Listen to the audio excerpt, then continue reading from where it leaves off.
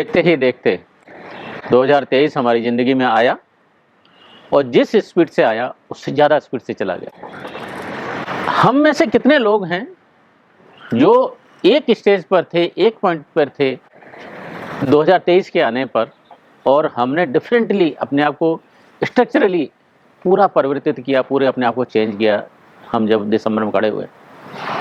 दोस्तों, अक्सर क्या होता है, बायोलॉजिकली हम लोग ग्रो करते हैं, बट दूसरे एस्पेक्ट है लाइफ के, वो हमारे के जस के तस रहते हैं। Means we are just adding years to our life, but are we adding life to our life? Are we adding other elements of the life? Are we adding the elements which are required for successful living of the life, successfully experiencing the life? होता क्या दोस्तों, मेरी life में एक वाकया मैं आपसे share करना चाहूँगा कि एक वक्त मैं दिल्ली से जम्मू ट्रैवल कर रहा हूँ। मेरा कुछ घंटे गुजरने के बाद मेरा को पैसेंजर पूछता है कि भाई साहब, ये ट्रेन मुंबई कब पहुँचेगी? मैंने हंसते हुए बोला, दोस्तों कभी नहीं पहुँचेगी ये ट्रेन मुंबई, क्योंकि जो ट्रेन आपने पकड़ी है वो स्पीड तो है उसमें, लेकिन दिशा बिल्कुल गलत है उसकी, क्योंकि ये जम्मू जा रही है, मुंबई नहीं जा रही। एंड हम उस पैसेंजर पर, को पैसेंजर पर हंस सकते हैं, बट दोस्तों क्या हमको पता है कि हम भी ज़िंदगी की गलत ट्रेन में सवारी कर रहे हैं? पता किया, रीचेक किया, रीअसेस किया, अपने को पता कैसे कन्फर्म है कि हम सही सीढ़ी पर चढ़ रहे हैं? Is our ladder leaning against the right wall और रॉन्ग वॉल? जैसे मैंने बोला था, Hiroo Onoda continue fighting for a cause which was not there in existence. Steven Covey साहब भी बोलते हैं कि our ladder should be leaning against the right wall, not against the wrong wall.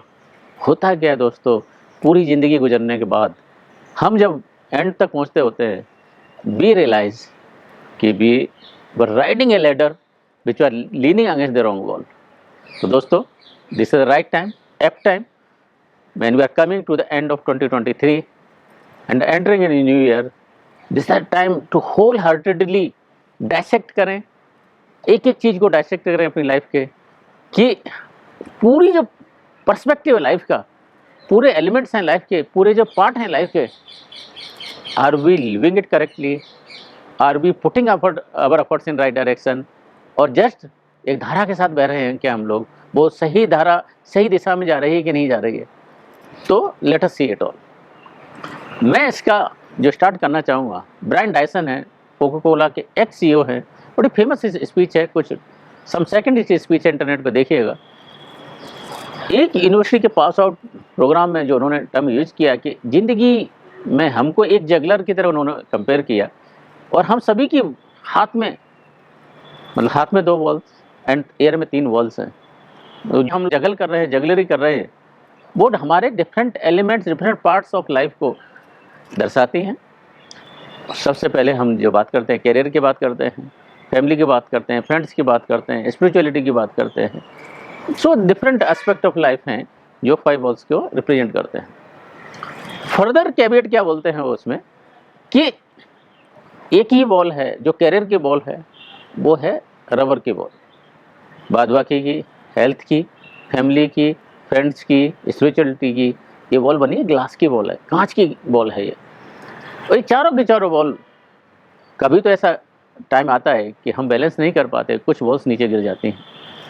तो यहाँ पर वो ट्रिक क्या बोलते हैं कि एक ही बॉल है जो कैरियर की बॉल है, काम की बॉल है, नीचे गिरेगी तो रबर की है, बाउंस बैक आ जाएगी, you can further keep it as it is. जो रिमेनिंग गेंदें हैं वो कांच की बनी हुई हैं दोस्तों, नीचे गिरेंगी, कुछ ना कुछ डैमेज होगा, कुछ न कुछ चिप होगा उसमें से, बट मोस्ट इम्पॉर्टेंट है पहले जैसी बिल्कुल नहीं रहेंगी। तो हमारी फैमिली की लाइफ, हमारे फ्रेंड्स की लाइफ, हमारी हेल्थ की बॉल, हमारी स्पिरिचुअलिटी की बॉल, जो हम स्पिरिचुअलिटी हमारा कनेक्शन टू क्रिएटर की बॉल नीचे गिरेगी दोस्तों, पहले जैसी नहीं रह पाएगी। तो हमारा एफर्ट्स ये रहने चाहिए कि जो कांच की गेंदें हैं, बॉल्स हैं, उसको नीचे तो नहीं गिरने दें दोस्तों, चिप इन नहीं होने दें, क्रैक नहीं होने दें, क्योंकि वो वैसी की वैसी नहीं रह पाएंगी। सो ये जो पार्ट हो गया कि हम भी अपनी लाइफ में असेस करें। होता क्या है कि हम बोलते क्या हैं, everything we are doing for our family, but जब हम अपने एफर्ट्स देखते हैं इंटेंशन तो बोलते हैं कि हम we are doing for family, efforts देखिए एफर्ट किस दिशा में है, तो कोहेरेंस नहीं मिलेगी जो हम लोग बोलते हैं और हम जहाँ टाइम अलॉट करते हैं। There is huge gap between what we say and what we do. तो दोस्तों इस एस्पेक्ट के, जब हम अगले एस्पेक्ट की तरफ बढ़ते हैं कि जो चीज़ें हैं हमारी ज़िंदगी में, जो मोस्ट इम्पोर्टेंट चीज़ें हैं, उसको कैसे अचीव करें, कैसे आइडेंटिफाई करें। तो वॉरेन बफे के पर्सनल पायलट माइक फ्लिंट, उनकी एक स्टोरी जो वॉरेन बफे और उनके साथ में जो कन्वर्सेशन हुआ वहाँ से शुरू करते हैं। जो माइक फ्लिंट थे 4 यूएस प्रेसिडेंट को फ्लाई कर चुके दोस्तों, उससे पहले, वॉरेन को फ्लाई करने से पहले। तो मतलब very competent person himself, but not as competent as Warren. तो वॉरेन उनसे पूछते हैं कि ठीक है माइक, आप अपनी ज़िंदगी में क्या करना चाहते हैं, कौन कौन सी चीज़ें अचीव करना चाहते हैं, क्या आपकी बकेट लिस्ट है जो for remaining of your life you want to complete and complete. उनको कुछ वक्त दिया जाता है कि आप अपनी लिस्ट को कंप्लीट करिए, बहुत थॉटफुली कंप्लीट करिए, बहुत एनालिटिकली कंप्लीट करिए, एक एक चीज़ को सोच के डालिए एंड वो लिस्ट लेके आइए। कुछ दिन बीतते हैं, Mike Flint rigorously wholeheartedly उसके ऊपर काम करते हैं एंड पूरे कमिटमेंट के साथ एक लिस्ट लेके आते हैं। 25 टास्क रहते हैं 1 से लेकर 25 तक। वॉरेन उनको बोलते हैं एक काम करो आप फर्दर, ये 25 की लिस्ट में से बहुत ही प्रायोरिटी वाले, जिनके बिना आप रह नहीं सकते, द मोस्ट शॉर्ट आफ्टर 5 चीज़ें कौन सी हैं, अब वो सर्किल करिए, वो चीज़ करिए, वक्त लीजिए लेकिन सर्किल करिए। मोस्ट जो उनको लगती थी इनके बिना मैं रह ही नहीं सकता, ये मुझे करनी ही है, किसी हालत में ही करनी है, किसी हालत में अचीव करनी है, तो वो 5 चीज़ों को सर्किल कर देते हैं। अब और 2 लिस्ट हो गई, एक ए लिस्ट हो गई, एक बी लिस्ट हो गई। ए लिस्ट में कौन सी है, 5 हैं, बाद बाकी में 6 से लेकर 25 तक है, 20 वाली लिस्ट है। वॉरेन को दोबारा लिस्ट देते हैं। वॉरेन उनको पूछते हैं एक, ठीक है that is fine, but second list के बारे में आपका क्या सोच प्रोसेस, क्या आपकी, क्या इसके बारे में क्या करने वाले हो। सेकंड लिस्ट है जो 20 की लिस्ट है, तो कि मैं पूरा वक्त ये 5 पे कंप्लीट करने के लिए दूंगा, बट इंटरमिटेंटली जब मेरे पास टाइम रहेगा तो ये 20 की लिस्ट है उसके ऊपर काम करूँगा। एंड दोस्तों यहाँ पर ही कैच होता है, यहाँ पर ही हम अपने फोकस को लूज कर जाते हैं कि जो इम्पोर्टेंट चीज़ें हैं वो न छोड़ के कि दूसरी चीज़ों की तरफ अपने आप को डाइग्रेस कर जाते हैं। तो मैनेजमेंट में इसको 5/25 का रूल बोलते हैं कि what are the most important things in our life, what are most important things, जो 5 को रिप्रेजेंट कर रहे हैं इस केस में। सबके केस में अलग अलग वो फिगर हो सकता है, नॉट नेसेसरीली 5, बट होता क्या है कि जो हमारी सेकंड लिस्ट है उसकी तरफ हमारा ध्यान चला जाता है, 5 की लिस्ट बाजू से रह जाती है, और होता है कि जो 5 क्रिटिकल चीज़ें हैं वो भी हम लाइफ में अचीव नहीं कर पाते हैं दोस्तों। तो ना तो यहाँ एफर्ट्स मिलता है ना यहाँ मिलता है। तो होता क्या है कि जब all our efforts, all our commitment, all our thought process goes into one, focus करते हैं, देखा होगा ना लेंस होता है, जादू दिखाता है वो लेंस, क्या करता है, सूरज की एनर्जी को लेता है, ऐसे करते हैं, नीचे पेपर होता है and the paper start burning. That is the intensity, strength of committed and well directed focused efforts. हम होता क्या है कि अपनी पूरी एनर्जी को ऑल ओवर द प्लेसेस जाया करते हैं, तो पेपर क्या जलेगा दोस्तों, गर्म भी नहीं होगा पेपर। अगर पेपर जलाना है तो अपने एफर्ट्स को डायरेक्ट करना है, पेपर ऐसे ही नहीं जलता, वेल डायरेक्टेड एफर्ट से जलता है दोस्तों। एक इसका एग्जाम्पल है, क्रिएट बाय चॉइस है, जिम कॉलिंस ने लिखी है कि कंपनीज का फेल्योर का सबसे बड़ा रीजन यही होता है कि वो अपनी एनर्जी, अपने एफर्ट्स उन चीज़ों पर लगा देते हैं जहाँ पर नहीं लगाना चाहिए, और कोर एरियाज़ को छोड़ देते हैं अपने।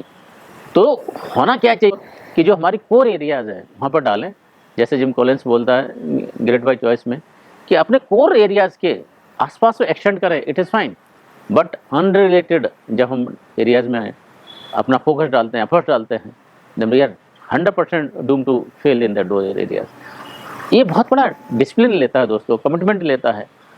तो चलो हमने पता कर लिया, ये 5 की एक लिस्ट है, हमने करना चाहिए, और 20 की लिस्ट है, नेवर टू डू लिस्ट है, वो उसको अंडर ऑल सर्कमस्टेंसेस जब तक हम ये 5 नहीं कर पाते हैं तब तक उनके ऊपर ध्यान नहीं देना चाहिए। दोस्तों होता क्या है, मोस्ट ऑफ अस हम नो कह नहीं पाते चीज़ों को, we don't have power of saying no, और ना कहने की वजह से होता क्या कि हम सबको प्लीज़ करना चाहते हैं, सब चीज़ें करना चाहते हैं, जो सबको प्लीज़ करते हैं, सबको करना चाहते हैं, तो एक हम फुटमेट की तरह बन जाते हैं दोस्तों, डोरमेट की तरह बन जाते हैं। कोई भी आएगा चल के चला जाएगा, और हम उनकी प्रायोरिटीज के लिए काम करते हैं, अपनी प्रायोरिटीज हम भूल जाते रहते हैं।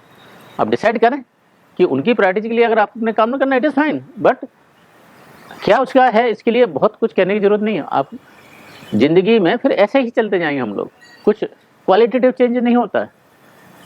हम होता क्या है, year after year we keep adding biological age to our life, but are we living our life for ourself? Are we living the life of the 5? Are we negating our efforts ruthlessly from those areas जहाँ पर हमको नहीं देना चाहिए? इसलिए वो घोड़े के ऊपर वो लगाया जाता है ना, देखा होगा कि अपने फोकस की तरफ ध्यान दो, अनरिलेटेड चीज़ों की तरफ ध्यान नहीं देना। होगा क्या कि हमारी एनर्जी इधर जाएगी, लेफ्ट में जाएगी, राइट में जाएगी, और जहाँ जानी चाहिए वहाँ नहीं जाती दोस्तों। तो उस पर ध्यान दें। एंड अभी चलो ये 5 का लिस्ट पकड़ लिया, कैसे इसको करें, कैसे नो करें दूसरी चीज़ों को जो प्लेजरेबल चीज़ें होंगी बट इम्पोर्टेंट नहीं होंगी हमारी लाइफ के लिए। तो दोस्तों एक जो इसी जिम कॉलोनीज का ही कंसेप्ट है 20 माइल्स मार्च, और एक ही दूसरा कंसेप्ट होता है कमिटेड डिसीजंस। तो ये दोनों एक दूसरे रिलेटेड हैं। एक तो हमने जो 5 चीज़ें पकड़ी अपनी लाइफ में, is our decision 100% committed to that? Are we committed from head heart and soul to achieve that? Are we keeping any scope for failure? जब तक हम कोई स्कोप रखेंगे फेल्यूर के लिए तो होगा क्या है कि हम पूरी तरह कमिटेड करेंगे। Are we burning all our ships? होता क्या है कि हम लोग जब ऑप्शंस रखना चाहते हैं सर्कमस्टेंसेस के लिए, मैंने तो सब कुछ किया दोस्तों, कमिटेड डिसीजंस, कमिटमेंट का, I will do whatever it takes to achieve that, मैं वो सब काम करूँगा, और अगर फेल्यूर तो जिम्मेदारी भी लूँगा। हम क्या एक छोटा सा रास्ता रखते हैं सर्कमस्टेंसेस के लिए कि हमने तो सब कुछ किया, नहीं हो पाया। एंड दोस्तों जब उस लेवल का कमिटमेंट है, take guarantee from me, we will never be able to achieve anything fruitful in life, just adding years and years to our life. तो कमिटमेंट का लेवल बहुत अच्छा होना चाहिए दोस्तों, 100%, whatever it takes to achieve whatever you committed, whatever decisions you have taken, है ना, मन से, कर्म से, वाणी से, सब से उसको अचीव करने का हमारा कमिटमेंट लेवल होना चाहिए। दूसरा एक जो कंसेप्ट आता है कंसिस्टेंसी का आता है कि जो हमने 5 चीज़ें ली हैं उसको कैसे अचीव किया जाए। तो एक 20 माइल्स मार्च का एक कंसेप्ट आता है, इसी में अगेन ग्रेट बाय चॉइस की बुक है जो जिम कॉलिंस की।